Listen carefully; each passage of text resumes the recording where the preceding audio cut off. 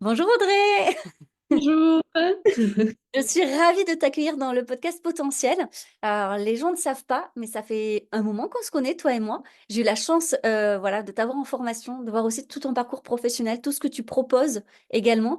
Et on a beaucoup échangé sur Instagram avant de se lancer dans cet épisode parce que tu as plein de cordes à ton arc. Et je me suis dit, bon, ok, j'ai peut-être un public voilà, d'atypique, mais on va essayer de se concentrer sur un seul sujet, même s'il y en avait plein. Et je sais que tu es experte de plein de choses. Mais je pense un domaine qui, plus particulièrement, est ta spécificité, c'est tout ce qui est rapport au corps. De par ton parcours personnel comme professionnel, c'est quelque chose qui te touche énormément.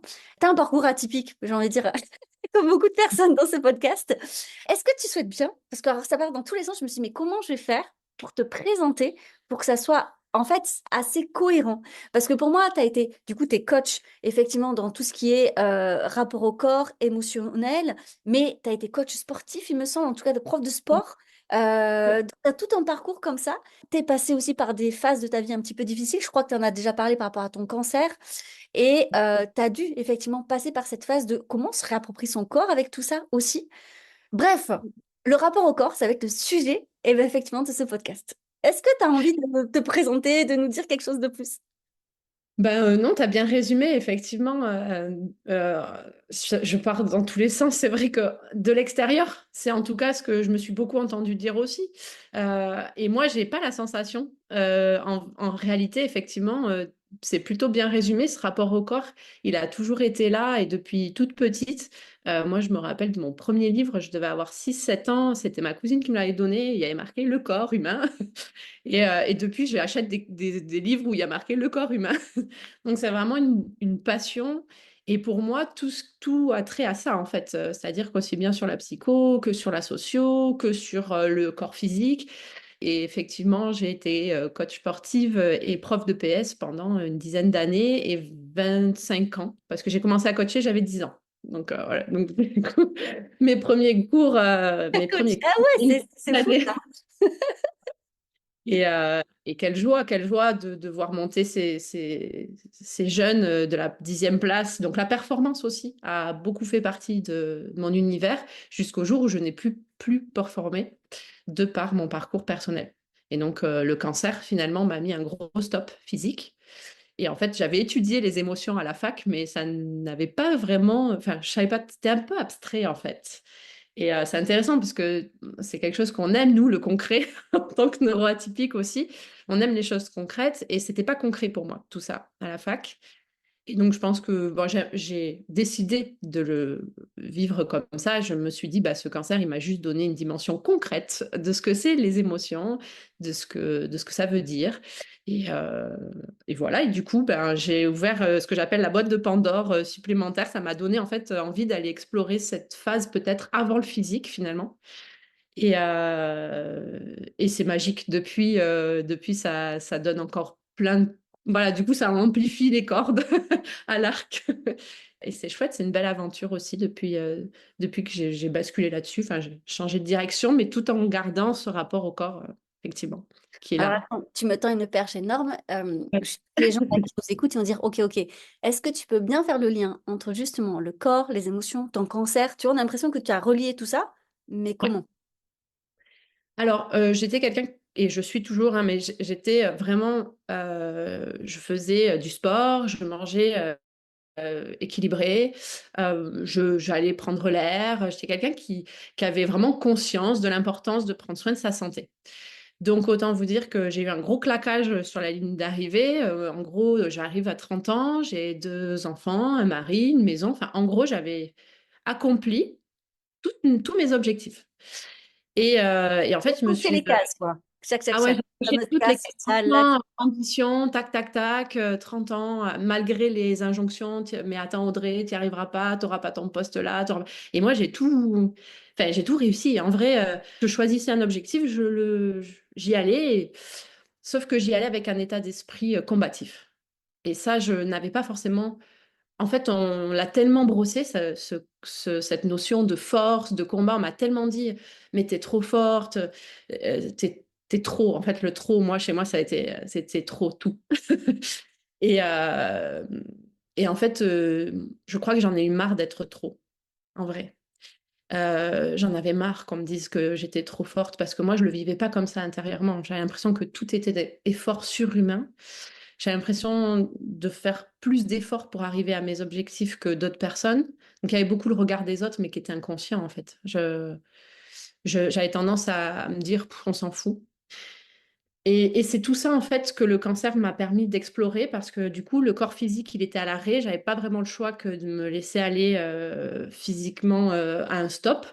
Et donc, ben, quand on peut plus faire de sport, qu'on peut plus l'enseigner, qu'est-ce qui nous reste? Eh ben, il nous reste ça, qui est la connaissance. Et voilà. Et donc, pendant le cancer, il y a eu toute une introspection. Et en fait, j'ai commencé à mettre au service ma capacité de réflexion et cette conscience, finalement, au service de mes émotions et de comprendre qu'est-ce que c'est les émotions réellement.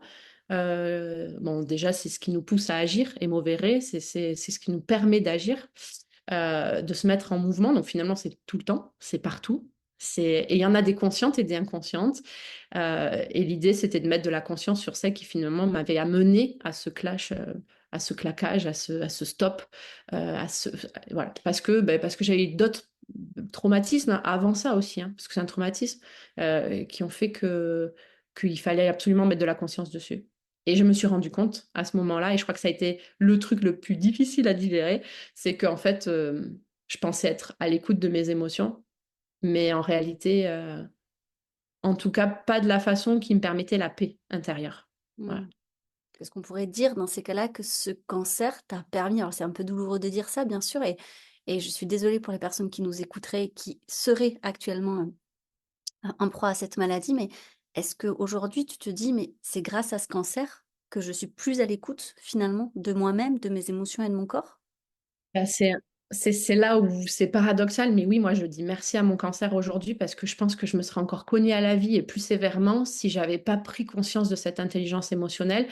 Et je tiens à rappeler aux personnes qui nous écoutent qu'on n'est pas responsable de la non, du fait de ne pas avoir développé cette intelligence, parce que on s'inscrit dans le prolongement d'une société qui n'avait pas les connaissances quand j'étais enfant, avec même un contexte sociétal qui fait que du coup, presque la santé mentale et donc la santé émotionnelle qui va avec était complètement déjà inconnue scientifiquement, ou très peu étudiée, et ensuite pas aussi accessible qu'aujourd'hui. Donc en fait, on n'est pas responsable de cette non, finalement, de cette non-compétence émotionnelle, j'ai presque envie de dire, ou capacité émotionnelle.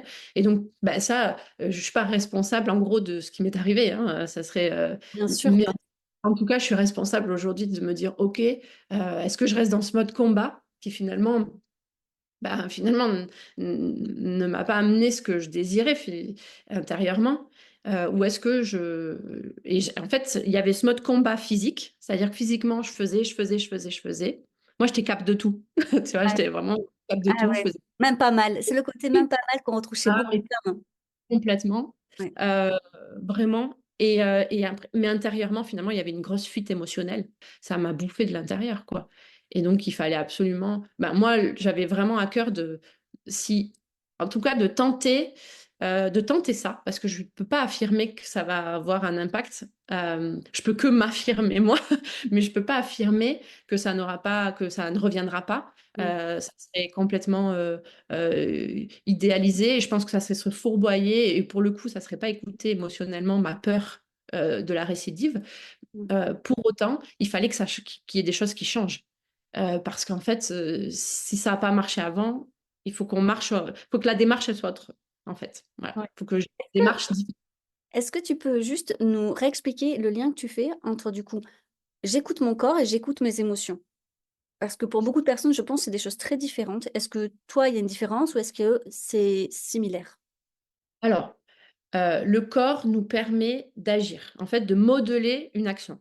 Et donc, en fait, je préfère dire qu'on va écouter l'action, le comportement. Enfin, moi, je suis quand même issue des TCC, des théories cognitivo-comportementales, parce que j'ai fait une fac dans laquelle c'était une dominante. Donc, moi, j'avais 5 heures de sport et presque 20 heures de développement psychologique de la performance, de psychosocial, de neurosciences. Enfin, voilà. Donc, l'émotion induit le mouvement, ou le mouvement a été induit par une émotion.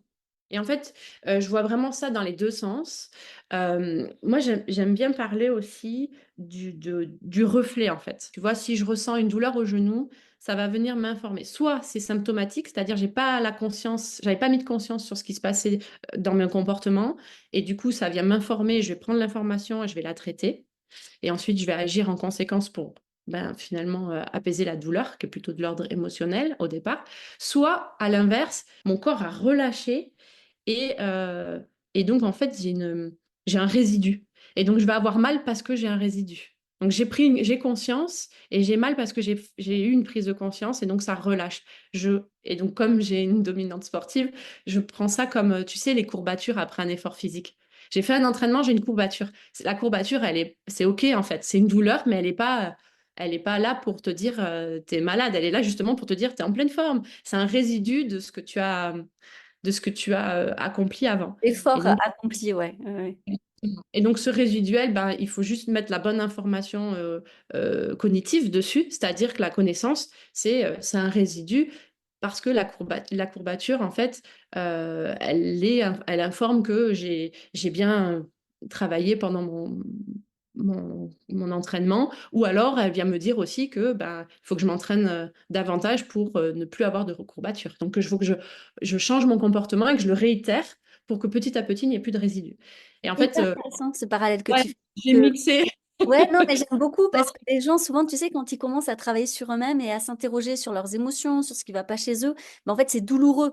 Ça vient chercher un truc et du coup, là, ils s'arrêtent parce que c'est un peu le moment de panique. Et j'aime bien ce lien que tu fais avec la courbature en disant, ben justement, ça veut dire que, en fait, c'est comme tu fais travailler un nouveau muscle, donc il n'a pas l'habitude, mais plus tu vas le faire travailler, plus ça sera facile et en fait, plus ça sera naturel et moins ça fera mal, en fait. Et ça veut justement dire que tu devrais le travailler, en fait, presque. Donc, j'aime beaucoup ce lien que tu fais. C'est un entraînement et j'aime bien enfin, ouais, et en fait, il faut entraîner l'ego, donc un peu l'alter ego. J'aime bien cette phrase je sais plus quelle chanteuse, parce que je suis pas aussi experte que toi avec les noms.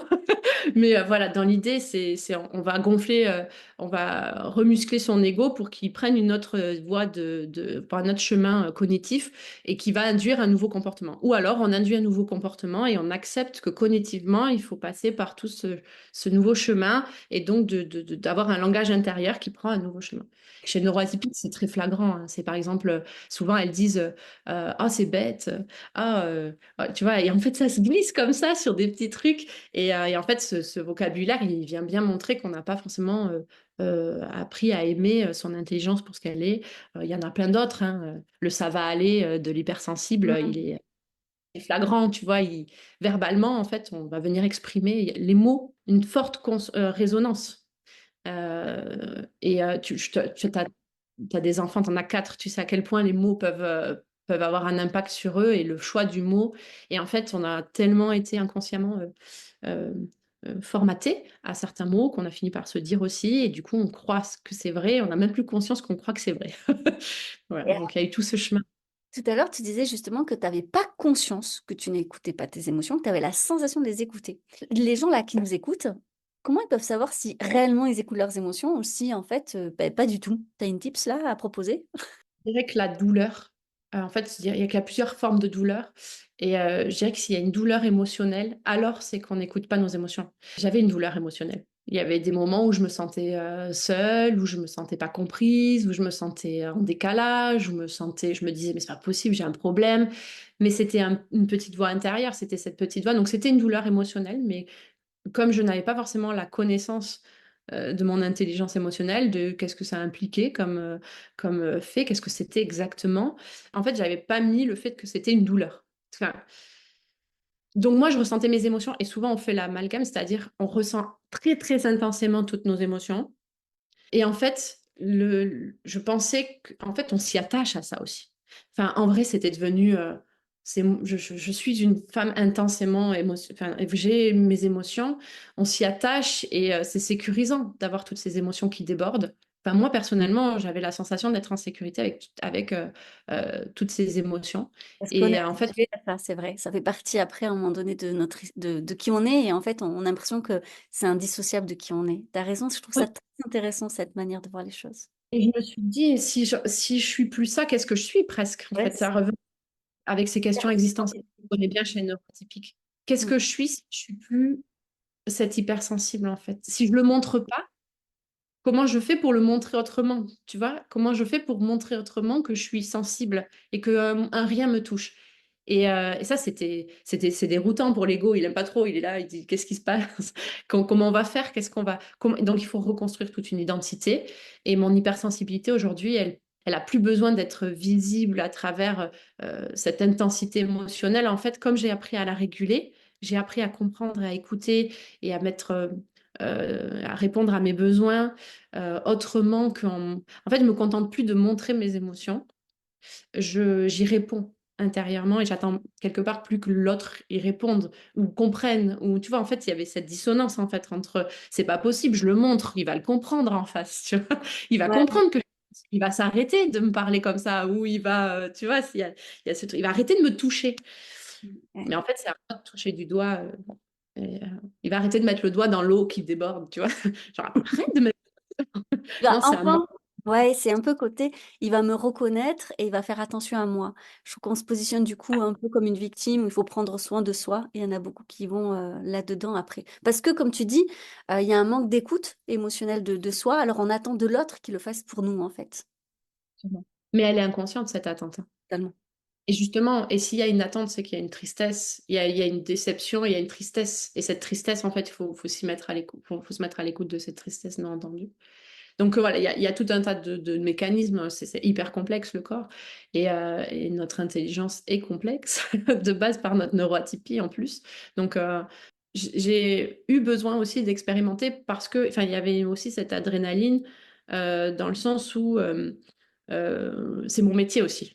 Et moi, Mm. j'ai vu en fait, j'ai vu le potentiel euh, que ça pouvait avoir dans l'accompagnement des gens. Je me suis dit, waouh, mais si j'arrive à comprendre tous ces mécanismes-là, alors je vais pouvoir aider encore plus profondément, encore plus. On va sortir de la surface parce qu'en vrai, je commençais à m'ennuyer, moi, sur le corps physique, hein. J'étais là, bon, c'est bon, ah oui, tu veux perdre T'avais du fait poids, en le fait. tour depuis tes Ouais, 10 ans, ouais, je m'ennuie. c'est ça? Bah ouais, presque 20 ans en vrai, hein, parce qu'avec la gym, avant d'être prof, j'étais quand même en gymnastique sportive.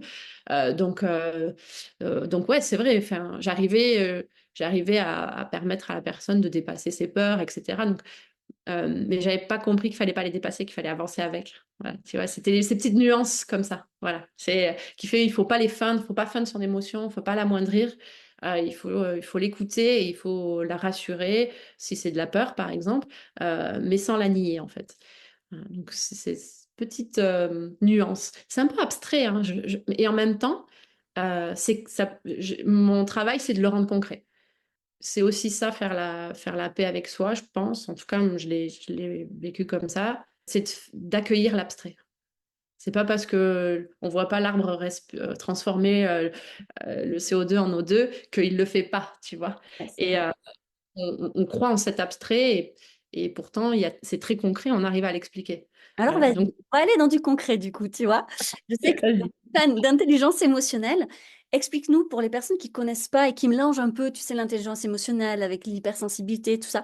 Déjà, qu'est-ce que c'est l'intelligence émotionnelle, si tu peux voilà, l'expliquer, et en quoi c'est important, en fait, de développer cette intelligence. Alors, je vais prendre mes notes et parce que je t'ai prévu un petit acronyme Vas-y. euh, qui s'appelle RECORD. C'est comme si tu Oh, pas mal, pas mal. remettais tes en art. Donc, avec le R pour le rôle de vos émotions, c'est-à-dire comment comprendre comment et pourquoi vos émotions apparaissent. Donc, c'est la première étape et on l'aime bien cette étape en tant que neuroatypique. On aime comprendre. En général, euh, les neuroatypiques, elles ont compris. Elles ont cette première étape. Le rôle des émotions, elles ont compris.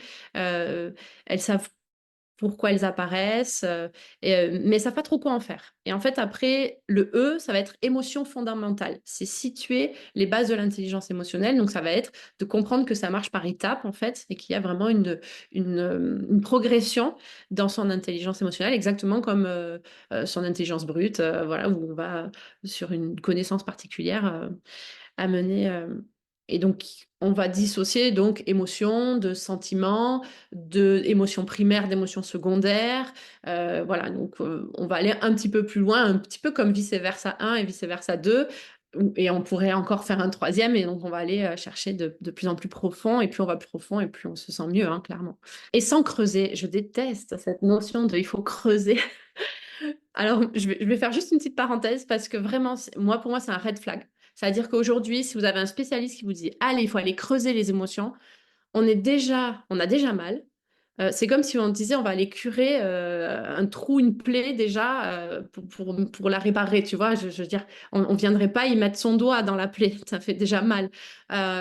Donc, red flag, partez en courant, ne creusez pas votre tombe. Voilà, il n'y a rien à creuser, il y a juste à observer, analyser et à penser. Penser du verbe penser, du penser du verbe pensement.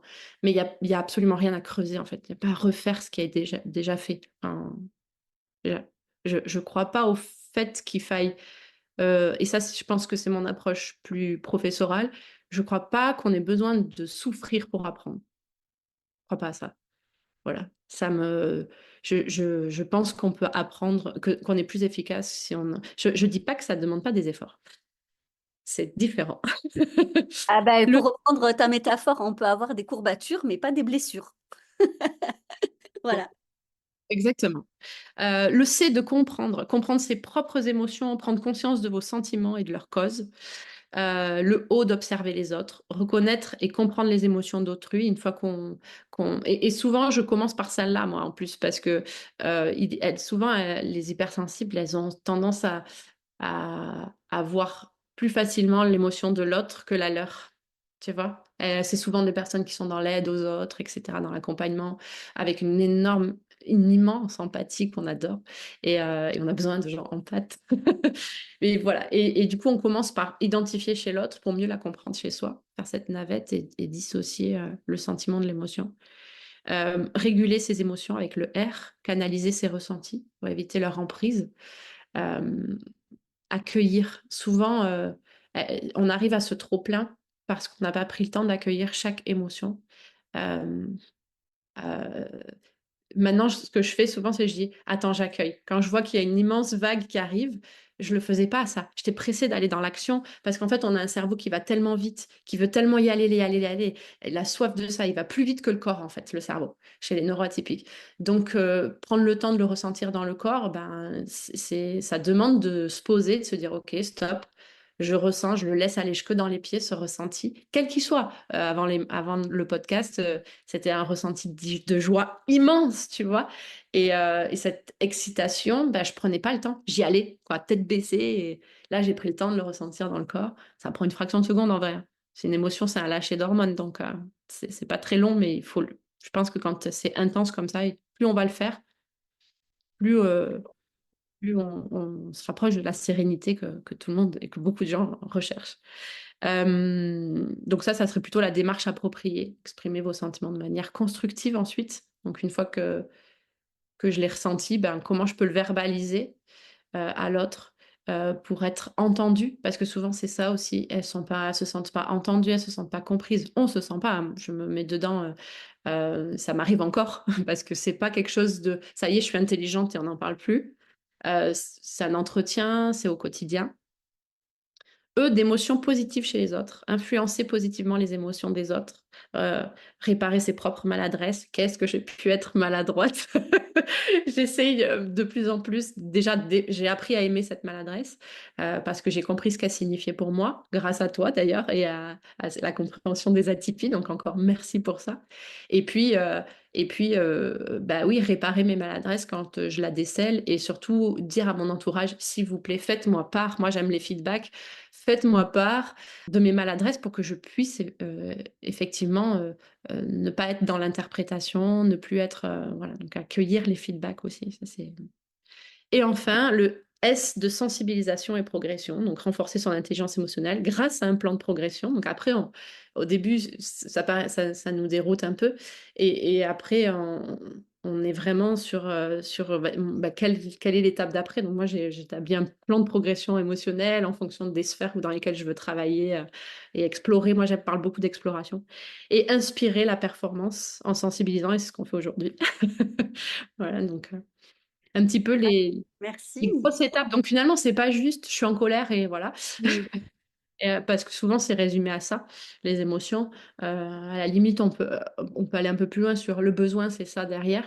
Mais en fait, je pense que plus on va explorer et observer et plus on va en profondeur et plus on apaise l'ensemble, en fait. Est-ce que tu as une petite astuce, un petit exercice concret là à proposer aux auditeurs, euh, pour, tu vois, peut-être, oui, accepter tout ça. Et comme tu vois, tu disais par exemple, ça prend quelques secondes de se poser tout ça, mais ça, ces secondes, on les prend pas toujours. Pourquoi déjà? Tu vois, je me pose la question. Ce côté de, on passe vite dans l'action, je trouve ça hyper juste. Sur le neuroatypique, déjà, s'il y a du TDAH, bah, je m'arrête, je réfléchis, je fais, il est valable dans l'action, mais il est valable dans l'introspection. Moi, c'est ce que j'ai compris aussi, c'est que je me suis dit, ok, mais en fait, tu le fais dans l'action, mais tu vas pas forcément le faire dans l'introspection. Et comme l'introspection, c'est un peu plus abstrait que concret, ben voilà. Donc, concrètement, j'ai envie de rendre l'abstrait un peu plus concret. Moi, j'aime bien travailler avec des questions. Donc, je t'ai préparé, je vais pas me cacher, hein, je t'ai préparé 4, 10 exercices et déjà, si on arrive à en faire un, puis deux, puis trois, puis quatre, n'essayez pas de faire les quatre en même temps, essayez de prendre le temps de le construire justement et accepter de prendre ce temps. C'est la métacognition, on en a beaucoup, t'en parles souvent, mais voilà, c'est de ralentir la pensée et de vraiment voir ce qui se passe. C'est pas parce que notre haut potentiel fait qu'on a une réflexion qui est très rapide. Ben, mettez-la au service de l'introspection, j'ai envie de dire. Cette rapidité, quand j'ai compris que j'allais très vite et que je pouvais la mettre au service de mon observation et de mon introspection, ça a changé ma vie. Franchement, ça a changé ma perception de la vie. Et ça, c'est... Voilà. Donc la métacognition, franchement, j'en parle beaucoup et très souvent, mais elle est valable dans l'introspection. Du coup, l'exercice numéro un, c'est de l'observation.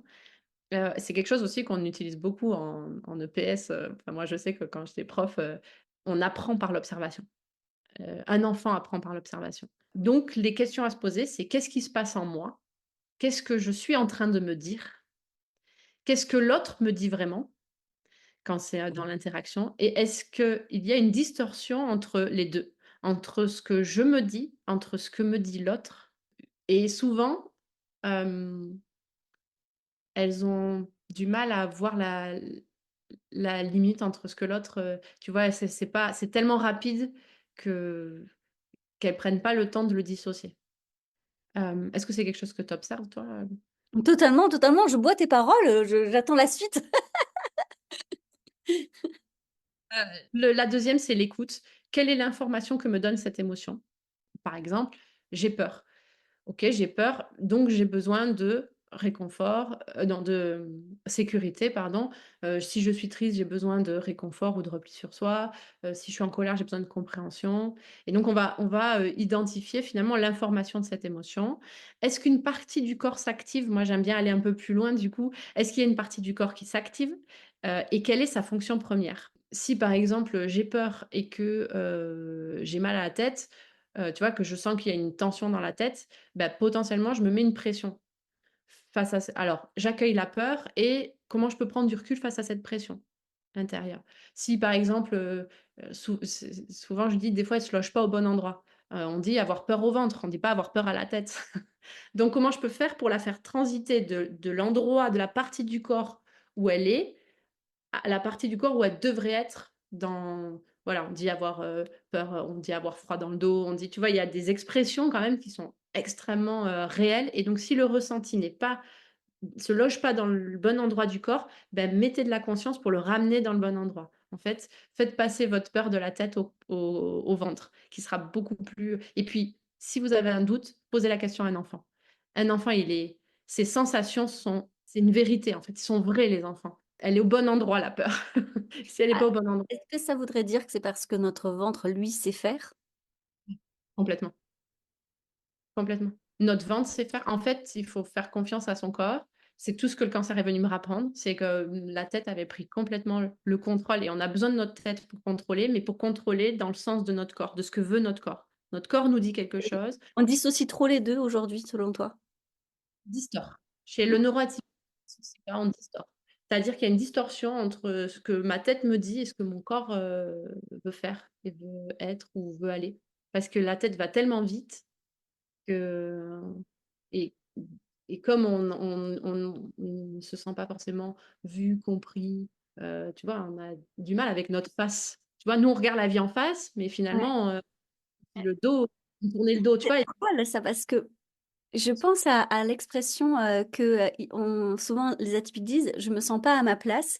Et par rapport à ce que tu dis, j'ai l'image, tu sais, de la tête qui a avancé sur un chemin, mais le corps n'est pas encore, enfin, tu vois, à la vitesse de la terre, de la tête. Et donc du coup, il y a effectivement une distorsion entre l'endroit de la tête et l'endroit du corps. Et du coup, forcément, tu te sens pas à ta place parce qu'en fait, tu es à deux places à la fois et tu es nulle part à la fois, tu vois.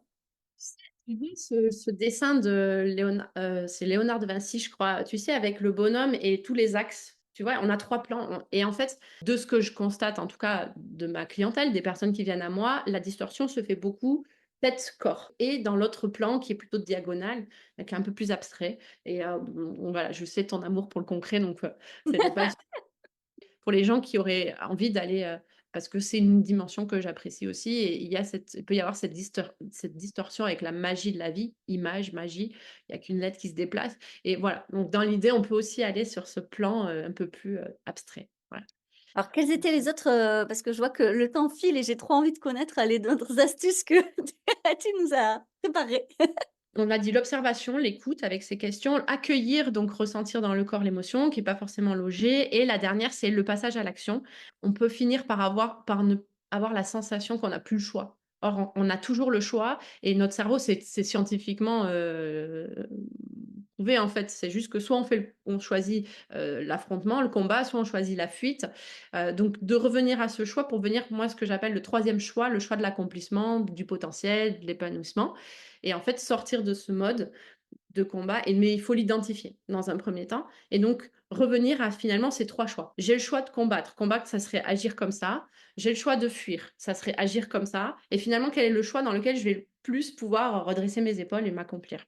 Et donc, pour reprendre sa responsabilité émotionnelle, finalement. Voilà. Hyper intéressant parce que comme tu dis, j'ai l'impression, tu vois, que beaucoup se reconnaissent pas justement dans la mise en action et procrastinent énormément parce que cette mise en action, en fait, elle est souvent communiquée dans le combat, en fait. Et donc pour beaucoup d'hypersensibles, bah, c'est quelque chose, bah, ça leur parle pas, en fait. Et donc ils culpabilisent eux d'être dans la fuite. Et ce que tu proposes, c'est fantastique, c'est justement ce troisième choix, déjà lié à la prise de conscience. Et ce que je trouve très important, si vous avez suivi tout ce qu'elle a dit, c'est que ça n'arrive pas en première intention, mais après justement tout cet accueil, toute cette écoute et l'observation au début. Mais voilà, c'est en dernière étape, en fait, une fois qu'on a fait tout ça, on peut s'ouvrir à une troisième perspective et ça demande de prendre une distance aussi par rapport à la pression sociale, culturelle, de l'éducation qu'on a reçue. Et du coup, ce troisième choix, est-ce que tu as un exemple, et on finira là-dessus, mais un exemple concret, parce que là, c'est un peu, je pense, peut-être flou, tu vois, ou abstrait pour les gens de, entre le combat, enfin, tu vois, si on reprend, alors tu avais l'exemple du cancer pour toi, mais si on prend par exemple dans la vie professionnelle, il y a des personnes qui sont en difficulté, tu vois. J'en ai un, moi. J'en ai un, puisque du coup, après le cancer, j'ai eu des résidus, on va dire des traitements qui sont clairement physiques, hein, c'est-à-dire que chimiquement, déjà, j'étais hypersensible au bruit, etc. Mais alors là, autant te dire que le gymnase, c'était plus possible. Donc j'avais le choix, soit je combattais ça et je trouvais des adaptations pour continuer à aller dans le gymnase, à entraîner auprès des jeunes. Donc ça aurait été le mode combat. Ben, mon corps me dit stop parce que j'ai une intolérance au bruit vraiment. Je me levais le matin pour te donner un exemple et je mettais des bouchons d'oreilles parce que dès le matin, mes enfants parlaient, mais parlaient. Je veux dire, un enfant, quoi, il vit. Et ben, c'était insupportable. Je le supportais pas. Alors imagine avec les décibels dans le gymnase. Donc le mode combat aurait été d'y aller, de continuer à forcer, à prendre le dessus sur ce que mon corps est en train de me dire, plutôt que de l'écouter. Donc ça, c'était le premier choix, finalement, le choix de combattre. Le choix de la fuite, ça aurait été, ben, je reste chez moi, je fais plus, je reste en arrêt maladie et ben, j'évite le problème finalement. Je reste chez moi et j'attends que ça passe. Ça aurait pu être, mais c'est le choix d'une fuite parce que du coup, émotionnellement, ça me renvoie à ma tristesse. Je suis triste, je peux plus y aller dans le gymnase. Et en fait, je suis un peu dans le mode, je subis le truc. Alors que, donc c'est un choix, mais souvent, il est vécu comme un non-choix. J'ai pas le choix, je reste chez moi. passage par lequel je suis passée, hein, je suis passée par les 3 dans l'action. Et au bout d'un moment, j'ai dit: «Bon, OK, stop, troisième choix, c'est quoi le choix, pour m'accomplir?» Et donc le choix pour m'accomplir, c'est: «OK, ben, je vais tout ce que j'ai fait avant, ça c'est utile à ma progression professionnelle. Je refuse de le jeter à la poubelle parce que tout ça, ça m'a servi, ça me sert, donc je prends tout ce que j'ai appris pendant mes années de professeur et comment je peux lui redonner un coup de jeune, un coup de boost et mettre finalement mon cancer qui m'a amené sur mon canapé, qu'est-ce que j'ai appris sur mon canapé là, sur ce choix de fuite? Qu'est-ce que ça me dit? Et comment je peux mixer les 2 pour aller vers l'accomplissement? Et donc, j'ai pris aussi bien ce que j'ai vécu dans le combat que ce que j'ai vécu dans la fuite pour aller vers le choix de, ben, entreprendre, me mettre à mon compte et en faire quelque chose d'accompli, enfin, dans lequel je m'épanouis et je suis accomplie. Et un de mes objectifs, du coup, derrière, c'était de venir, enregistrer un podcast avec toi. Donc, tu vois, Check. voilà, donc c'était un curseur pour me dire: «OK, j'ai avancé vers mon objectif aussi, donc je m'accomplis et j'atteins mon objectif». Ce sont 2 choses différentes pour moi. C'est génial ce que tu nous dis là parce que ce que moi j'entends et tu me dis si j'ai juste, mais c'est aussi l'intentionnalité qu'il y a derrière. C'est-à-dire qu'en fait, il y a une prise de position, de responsabilité. Parce qu'on pourrait très bien se dire que se mettre à son compte pourrait être une fuite parce que tu es sorti du gymnase. Sauf qu'en réalité, c'était un choix où tu n'as pas eu à te victimiser de ça. C'est-à-dire c'est un choix vraiment où tu te sens aligné en fait. Et comme tu dis, en fait, tu as pris le bon de tout pour en faire un mix et donc une troisième possibilité.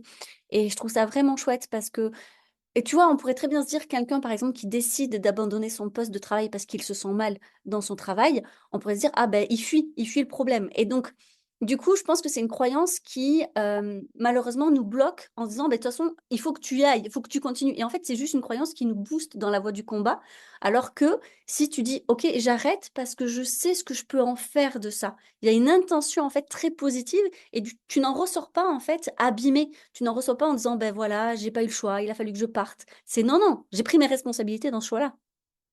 Heu, ajouter, compléter ou mettre la cerise sur le gâteau, c'est cette fameuse notion que j'entends moi souvent, c'est, «Il faut que je me protège».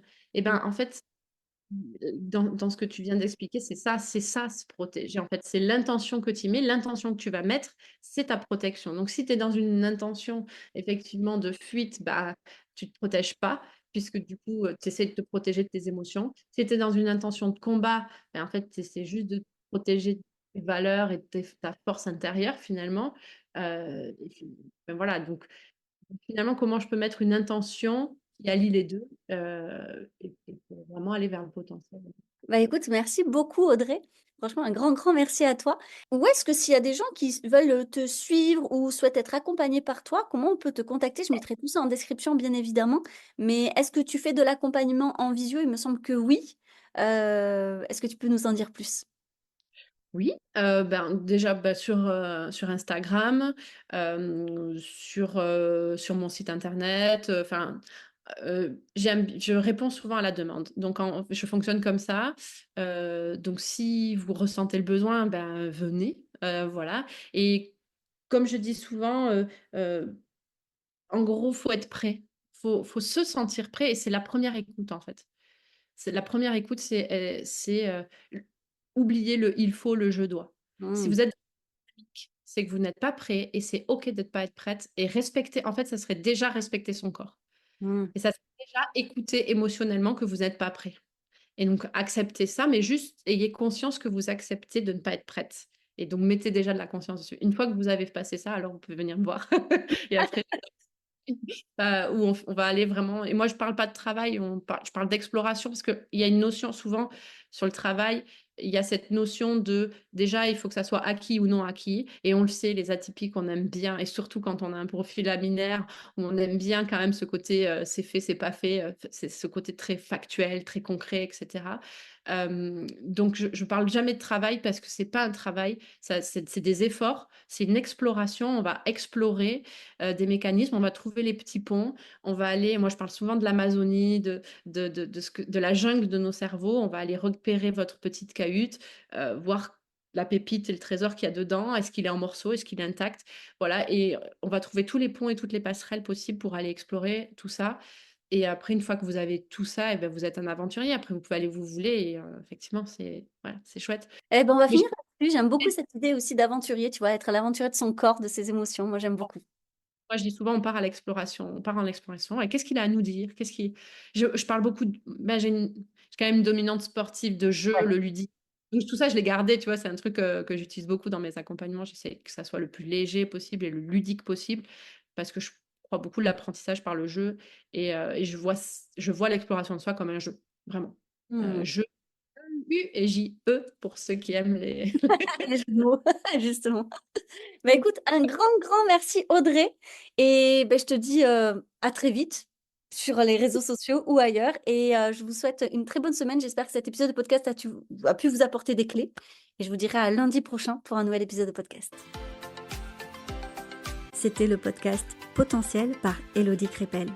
N'hésite pas à laisser une note, un avis et à le partager. Je te dis donc à lundi prochain pour un nouvel épisode. Belle journée!